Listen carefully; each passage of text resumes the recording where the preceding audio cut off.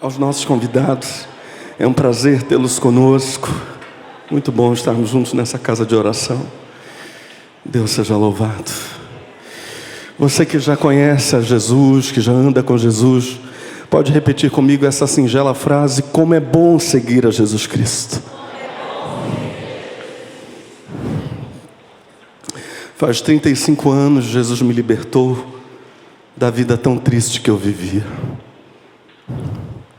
Um menino de 11 anos com incontáveis pesadelos, medo da morte, medo do inferno, com uma revolta profunda por causa da morte do irmão, meu irmão Marcelo, com péssimas notas no colégio, com um comportamento reprovável. Jesus entrou na minha vida. Jesus me deu paz, Jesus me deu alegria de viver. Posso dizer repetidas vezes, não há nada melhor que seguir a Jesus. Quando eu era criança na igreja, amava escutar uma linda canção chamada Verdes Pastos. Éder, você consegue dar para mim um si bemol maior, o acorde inteiro? Verdes Pastos. Obrigado. Eu vou cantar só um pedacinho dessa música, só a primeira estrofe, que diz assim: oh, quão bom seguir o meu mestre. Bom é quando ao lado ele está. Com amor escolhe o caminho. O meu guia sempre será. Por verdes pastos Cristo guia. Amorável pastor é bem sei. Por verdes pastos junto às águas. Que prazer e que bênção achei.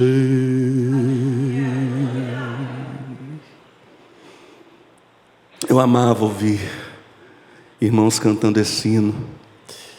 Jesus fez um milagre na minha vida, Jesus fez um milagre na minha infância. Ele também operou algo extraordinário em muitas vidas. E aqui quero contar para vocês a história de um jovem de 20 anos. Pela segunda vez, é verdade, neste altar eu conto esse fato real da vida de Renato Gabri. Renato Gabri nasceu no Rio de Janeiro, na capital. Foi criado na cidade interiorana de Itaperuna, diga-se de passagem, cidade onde minha mãe viveu sua infância, servindo a Deus com seus pais lá em Itaperuna. No ano de 2010, quando o Renato tinha 20 anos, um acidente gravíssimo mudou a vida da sua família. Ele estava voltando da faculdade de moto, a uma velocidade de aproximadamente 40 km por hora, ou seja, estava devagar, quando se deparou com um buraco na estrada.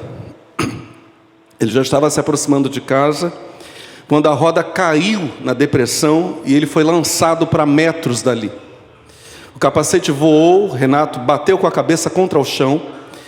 O acidente, apesar de ter sido em baixa velocidade e de não ter nenhum veículo envolvido, disse a vocês, foi muito grave. Gabri foi socorrido pelos seus vizinhos, inclusive uma tia dele estava passando pelo local quando viu o acidente.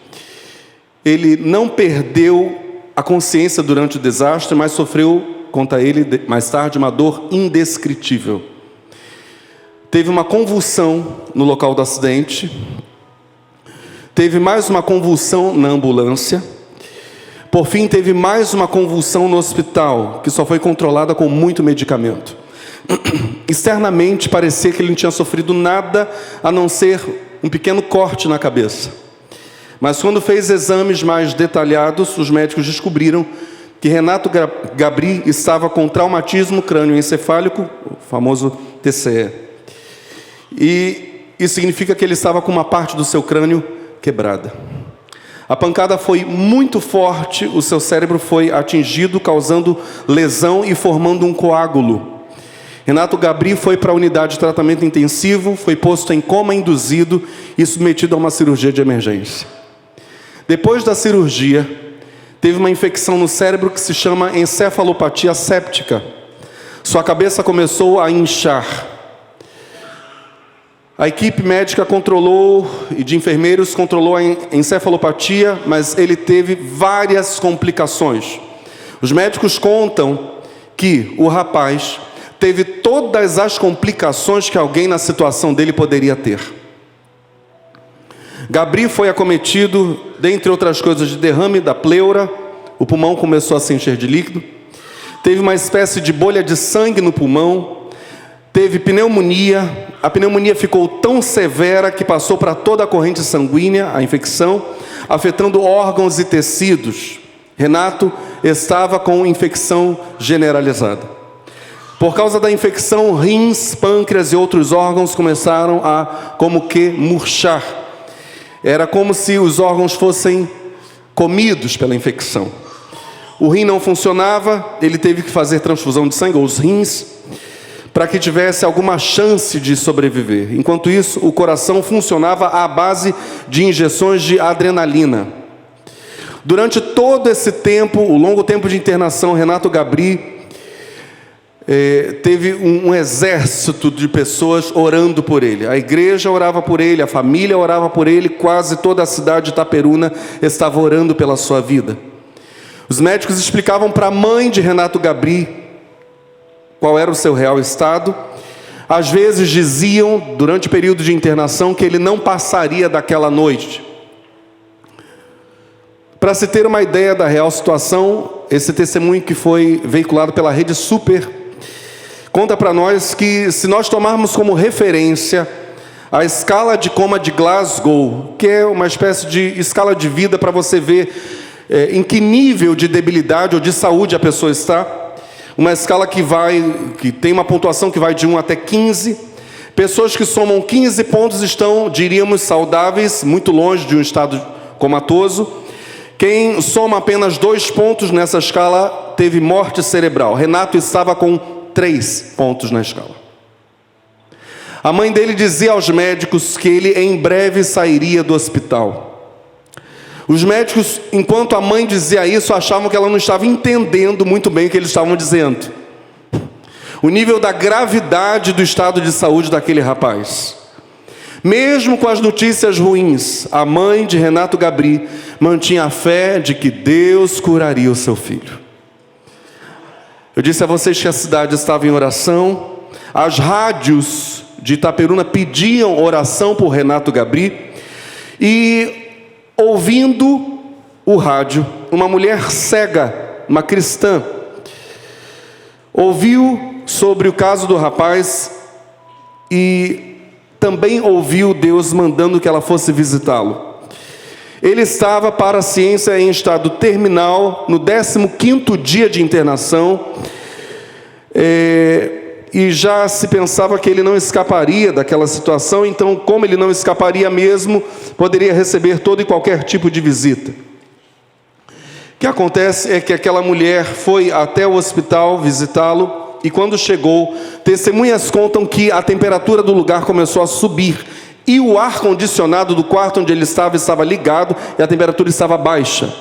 Mas quando aquela mulher cega entrou no quarto, a temperatura subiu, e ela começou a orar fervorosamente por ele, por sua cura, conforme Deus lhe mandou.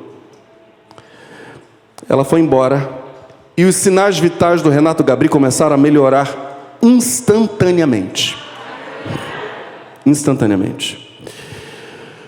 Seus rins voltaram a funcionar, seus pulmões começaram a funcionar bem, todo o seu quadro médico foi melhorando instantaneamente.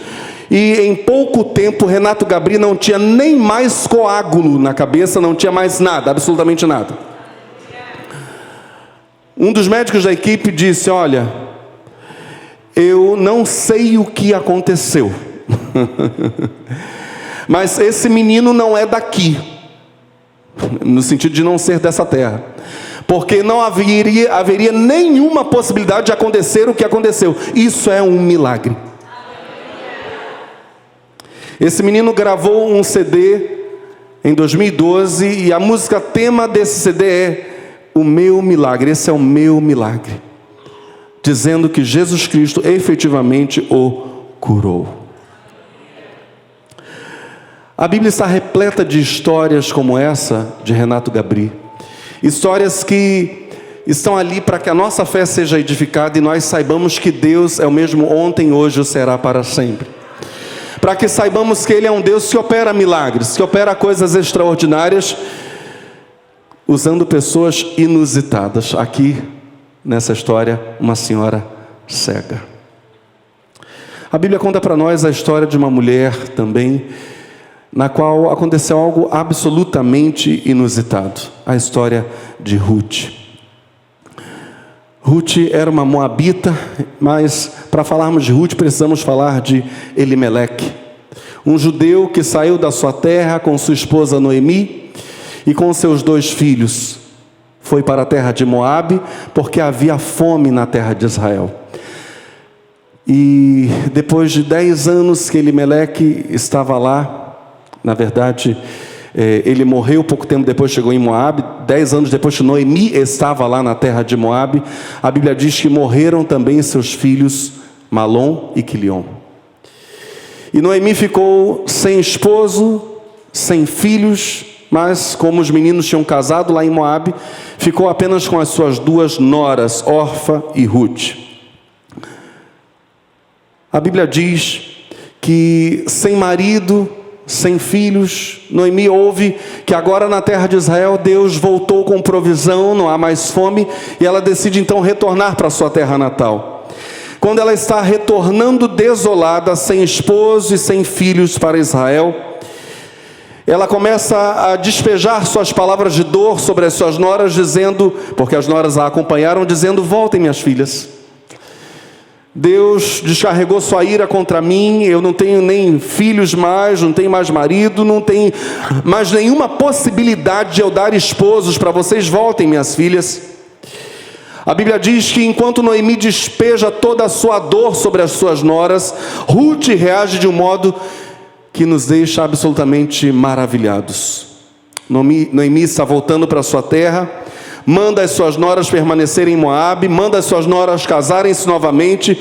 Ruth desobedece, Ruth decide segui-la e diz: teu povo será o meu povo, o teu Deus será o meu Deus. O teu Deus será o meu Deus. Que fala poderosa de Ruth. Essa frase se reflete num conceito poderoso na vida de todo aquele que segue a Jesus Cristo. Temos aqui alguém? Na vida de homens e mulheres que seguem a Jesus Cristo, por causa da vida deles, muitos dirão: me dá o teu Deus. Vendo a ação de Deus na vida deles. Esse é um princípio que age na vida de Noemi e que toca a vida de Ruth. Se nós andarmos com Jesus, esses aqui são parênteses da mensagem, se nós andarmos como amigos de Deus, como aquela senhora cega que orou no hospital e Renato Gabri voltou à vida, digamos assim, a glória que irá acompanhar nossa vida, nossa história, fará algo surpreendente, fará com que muitos digam, como Ruth disse a Noemi: eu quero o teu Deus. Agora, mesmo na nossa hora de dor, porque é nesse contexto que Ruth diz isso para Noemi. Quando Noemi está na hora de dor, Ruth se lembra de alguma coisa.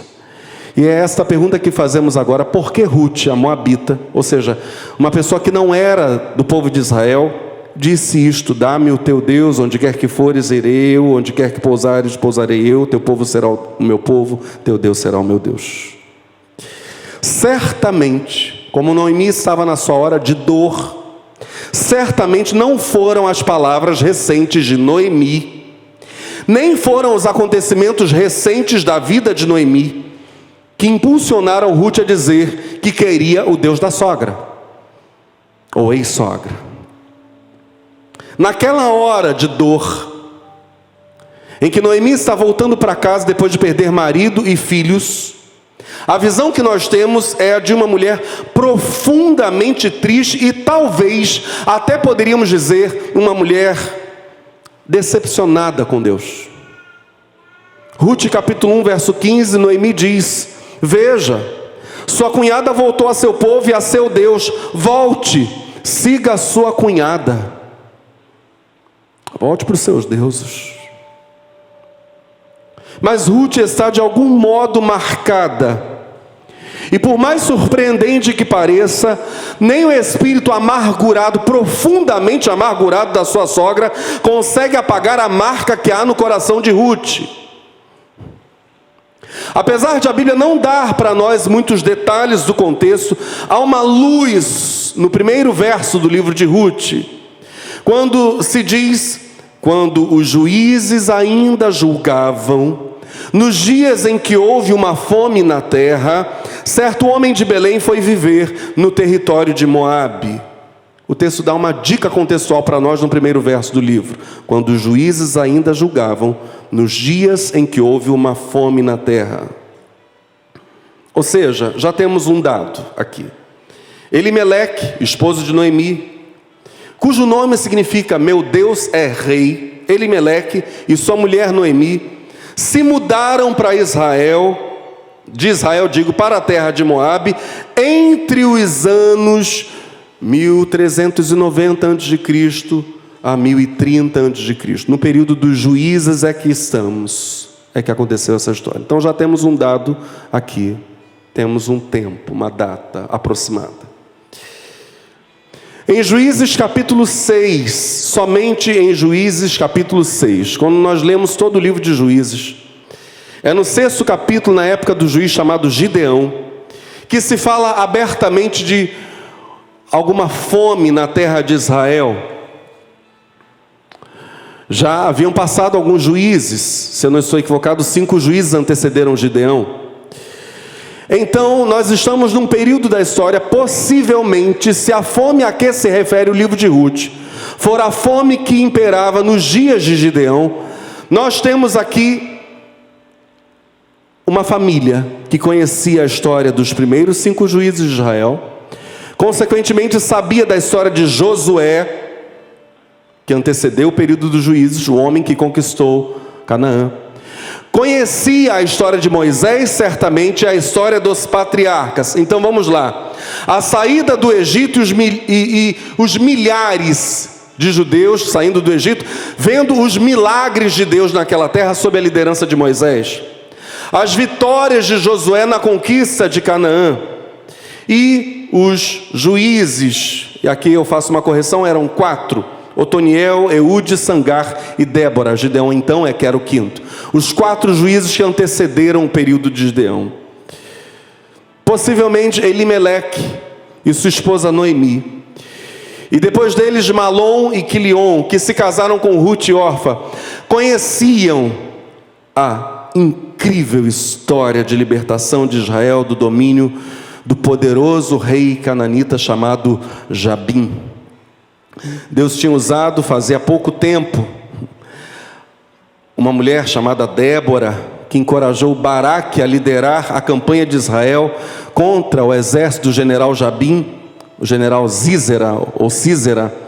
E depois que Sísera tenta fugir, a Bíblia diz, uma mulher chamada Jael consegue matá-lo. Ruth sabia de algum modo dessas histórias, ela sabia que Deus faz a coisa que ninguém espera, na hora em que ninguém espera, usando pessoas que ninguém espera. Ruth sabia disso. A história recente de Débora, de Jael, todas essas coisas estavam muito evidentes ainda para aquele povo. Até que Deus faça de novo algo miraculoso. Nós não podemos esquecer do que Ele já fez por nós ou do que Ele já fez pelos outros. E nós precisamos sempre ter em mente que Deus cuida das coisas extraordinárias que só Ele pode fazer, mas também das questões ordinárias. As coisas do dia a dia também são providência de Deus. Deus não é apenas Deus de coisas extraordinárias. Ruth era uma viúva, assim como Noemi. Sua esperança de salvação não estava, preste muita atenção, necessariamente não estava no que Deus fizera por ela, Ruth, no passado, mas no que Deus fizera pelo povo do seu marido, do seu cunhado, do seu sogro e da sua sogra. Ruth possivelmente se encheu de esperança ouvindo as histórias dos outros, e talvez com lágrimas, porque essa saída de Noemi da terra de Moabe, retornando para Israel, é uma saída muito emocionada. Todos estão comovidos, Ruth, Orfa e Noemi estão comovidos com aquilo. Talvez Ruth tenha respondido entre lágrimas ao apelo de Noemi, para que ela voltasse. Não, minha sogra, Ruth diria: eu não posso ficar aqui em Moabe, eu não creio mais nos deuses do meu povo. Agora eu sei, eu ouvi as histórias dos patriarcas Abraão, Isaque e Jacó. Eu ouvi as histórias de Moisés e a libertação do Egito. Eu ouvi as histórias de Josué e a tomada de Canaã. Eu ouvi as histórias de Otoniel, Eude, Sangar e Débora. Eu sei, sim, eu sei, que só o Deus do teu povo verdadeiramente é Deus. Eu vou contigo, minha sogra. Ruth tinha aprendido com as histórias de Israel, tinha aprendido com as histórias do povo de sua sogra, Noemi, o seguinte: para quem anda com Deus, toda dificuldade, por isso é maravilhoso andar com Jesus, dentre outros motivos. Para quem anda com Deus, para quem anda com Cristo, toda dificuldade, todo vento, no final, será visto como vento de Deus. Depois da vinda de Jesus Cristo, Deus conosco ao mundo, a vinda de Jesus ao mundo, nós podemos dizer: o vendaval pertence a Cristo. Eis o que aconteceu com Pedro, segundo o relato bíblico, logo após a multiplicação dos pães. Ouça, eu nem darei a localização para que apenas ouçamos essa leitura. Daqui a pouco eu dou a localização. E logo ordenou Jesus que os seus discípulos entrassem no barco e fossem adiante para o outro lado, enquanto despedia a multidão. E despedida a multidão, subiu ao monte para orar à parte. E chegada a tarde, estava ali só. E o barco estava já no meio do mar, açoitado pelas ondas, porque o vento era contrário. Mas à quarta vigília da noite, essa quarta vigília da noite aqui, a noite na contagem romana começava então às 6, primeira vigília, 18 horas até 21 horas. Então 6 às 9, primeira vigília, 9 à meia-noite, segunda vigília, meia-noite às 3, terceira vigília, e a última vigília da noite, 3 às 6 da manhã. Então é nesse período que estamos, entre 3 e 6 horas da manhã. Volto à leitura. Mas à quarta vigília da noite, dirigiu-se Jesus para eles, andando por cima do mar. E os discípulos, vendo-o andando sobre o mar, assustaram-se, dizendo: é um fantasma! E gritaram com medo. Jesus, porém, lhes falou, dizendo: tem de bom ânimo, sou eu, não temais. E respondeu-lhe Pedro e disse: Senhor, se és tu, manda-me ir ter contigo por cima das águas. E ele disse: vem. Simples, não? Esse é Jesus. E Pedro, descendo do barco, andou sobre as águas para ir ter com Jesus. Mas, sentindo o vento forte, teve medo. E começando a ir para o fundo, clamou, dizendo: Senhor, salva-me! E logo Jesus, estendendo a mão, segurou e disse: homem de pouca fé, por que duvidaste? E quando subiram para o barco, acalmou o vento. Eu li Mateus 14, de 22 a 32. Eu quero destacar alguns princípios poderosos aqui. O primeiro deles é este: se ando com Cristo, se vivo com Cristo, Vento contrário é apenas parte da cena do milagre.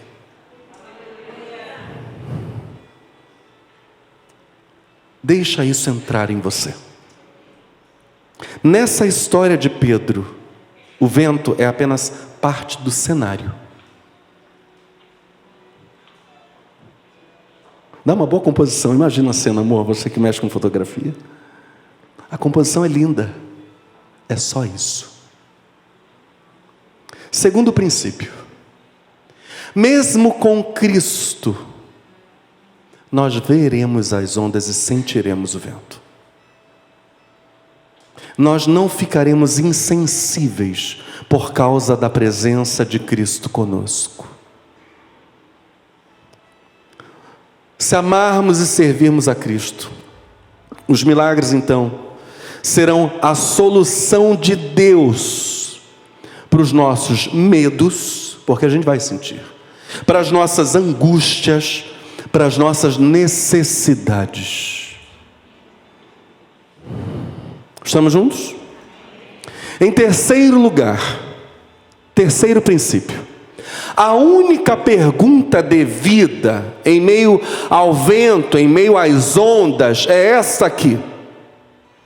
E eu te faço a pergunta: ao encontro de quem você está indo? Essa é a pergunta. Essa é a pergunta que importa, porque se a resposta for: eu estou indo com Cristo e em direção a Cristo, Cristo é começo e fim, Cristo é companhia e destino final, Ele foi glorificado e eu serei glorificado com Ele. Se a resposta for: eu estou indo em direção a Cristo, não pare. Em quarto lugar, não é outra pessoa, não são duas que dizem vem comigo, não é uma que diz vem comigo e outra que te levanta da água, é a mesma. É o que diz vem comigo, e é o mesmo que nos sustenta sobre as águas, que nos levanta quando nós formos afundar, é o mesmo. Quem chamou é quem sustenta, quem chamou é quem levanta, é Jesus Cristo. Se Ele disse vem comigo meu filho, vá, o vento vai soprar. É o cenário, é a cena do milagre. Contemple o vento, pode senti-lo, mas diga: Jesus, eu estou crendo em Ti. Crendo. Ruth também aprendeu algo sobre adoração.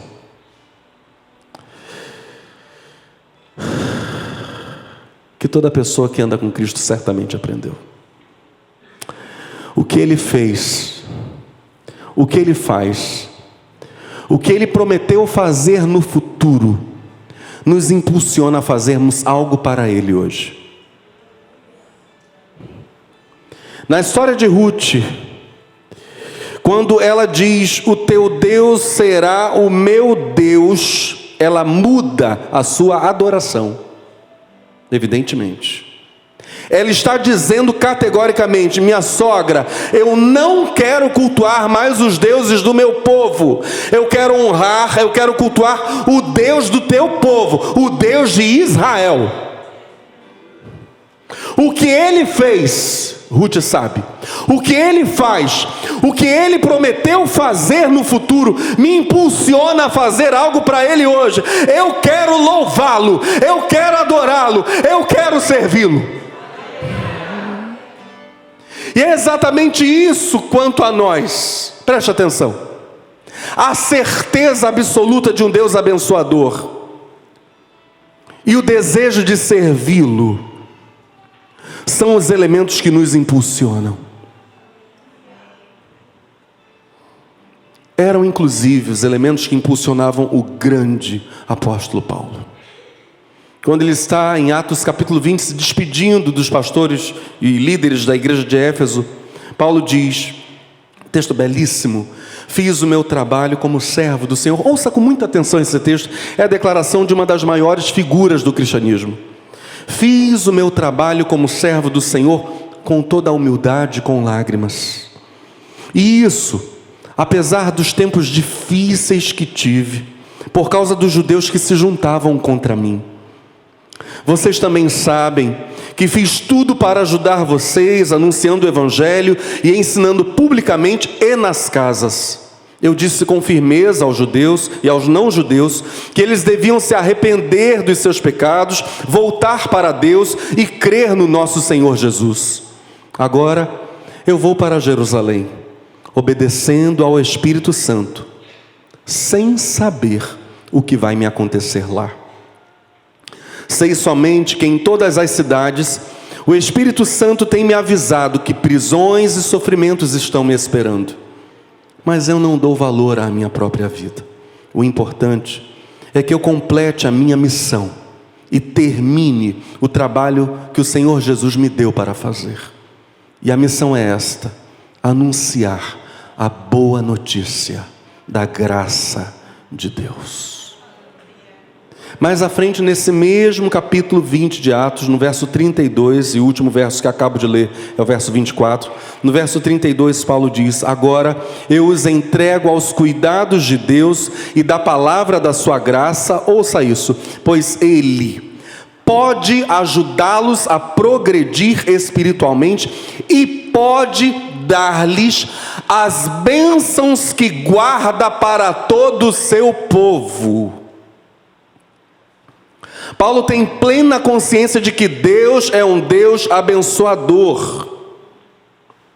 O que Deus fez, o que Deus faz, o que Deus prometeu fazer, impulsiona Paulo a louvar a Deus. Por causa disso mesmo, Paulo está pronto a, se necessário for, morrer por amor a Cristo. Deus é um Deus abençoador. O livro de Hebreus narra, no capítulo 11, sabemos, histórias e mais histórias de fé. É um capítulo famoso no mundo inteiro, a galeria dos heróis da fé. No capítulo seguinte, capítulo 12, o autor aos Hebreus faz para nós um poderoso convite, logo no início do texto, lançando mão do maior de todos os exemplos de fé que a história possa apresentar.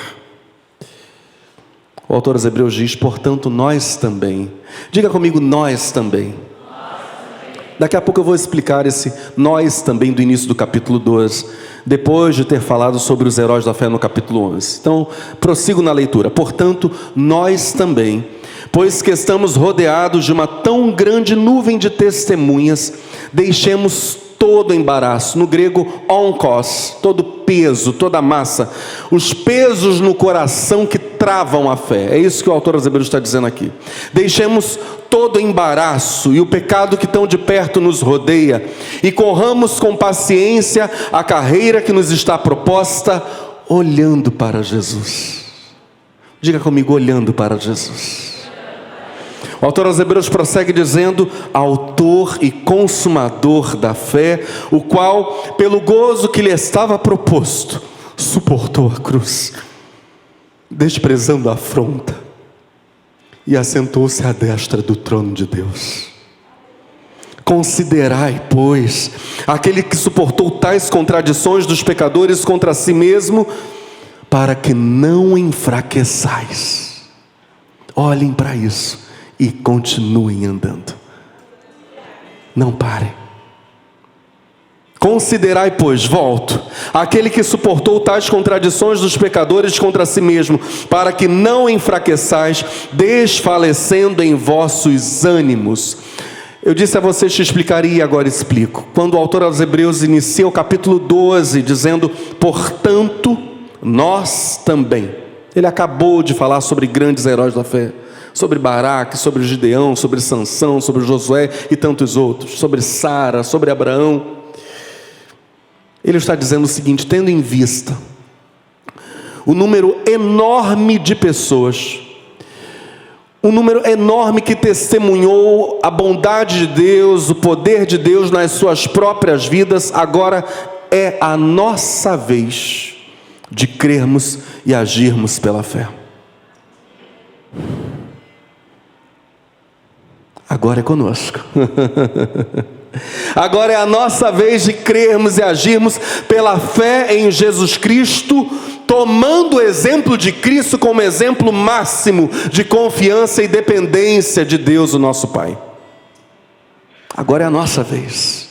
Você pode olhar para o seu irmão, para o seu vizinho, que você ama tanto, que talvez você não viu a semana inteira, só está vendo hoje, e dizer para ele: agora é a nossa vez de crermos e agirmos pela fé em Jesus Cristo.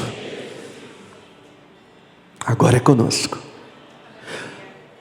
Portanto, nós também, pois que estamos rodeados de uma tão grande nuvem de testemunhas, deixemos todo embaraço e o pecado que tão de perto nos rodeia, e corramos com paciência a carreira que nos está proposta, olhando para Jesus. Em agosto deste ano, a Missão Portas Abertas relatou a história de Mer, uma jovem também, como no caso do Renato Gabri, uma jovem de 20 anos. Eu vou contar apenas uma pequena parte da história dessa moça, não contarei toda a história não. Ela é uma cristã indiana, com 20 aninhos. Os pais são idosos, ela vive com os pais e 2 irmãs. Cresceu como hindu, em uma família hindu, numa comunidade hindu. Mer sofreu com uma doença crônica, não encontrava cura, nem na medicina, nem na sua religião, e não encontrava paz em canto nenhum. Um dia, um tio de Mer a convidou para um culto. Na igreja, ela ouviu o evangelho pela primeira vez e imediatamente decidiu seguir a Jesus. Depois, a mãe, as irmãs ouviram a palavra de Deus por meio da pregação de um pastor. A família inteira se entregou a Cristo. E Mer foi curada. Ela diz: eu descobri Jesus como a verdadeira cura e dei minha vida para Ele. Portas Abertas prossegue nessa história dizendo: decidir seguir a Jesus pode ser muito arriscado em alguns países. Além de problemas com as autoridades, cristãos que deixam o hinduísmo na Índia também se indispõem com familiares, amigos e vizinhos. Muitas vezes são vistos como traidores, acusados de irar os deuses hindus. Além disso, pessoas que vivem em áreas pobres, como Mer, ainda são acusadas de se converter ilegalmente por dinheiro. Veja só. Mer nos conta: quando aceitamos a Cristo, as pessoas na comunidade nos acusaram de receber dinheiro para nos tornarmos cristãos. Elas nos isolaram, faziam comentários maldosos e diziam que estávamos envolvidas em atividades ilegais. Elas constantemente usavam palavras abusivas e zombavam de nós. Foi doloroso. Compartilha a moça. Mas Portas Abertas prossegue. Apesar de as palavras a ferirem, a cristã afirma que sentia uma alegria inexplicável. Alegria inexplicável. Fala da Mer. Os perseguidores ainda não encontraram a Cristo. Eu oro para que conheçam Jesus como eu. Eles precisam dessa alegria. Eu quero que eles encontrem Jesus como eu. Que o Deus da família e do povo de Noemi, que acabou se tornando Deus de Ruth, O Deus, o Senhor Jesus, que levou a cega ao hospital para orar e curar Renato Gabri.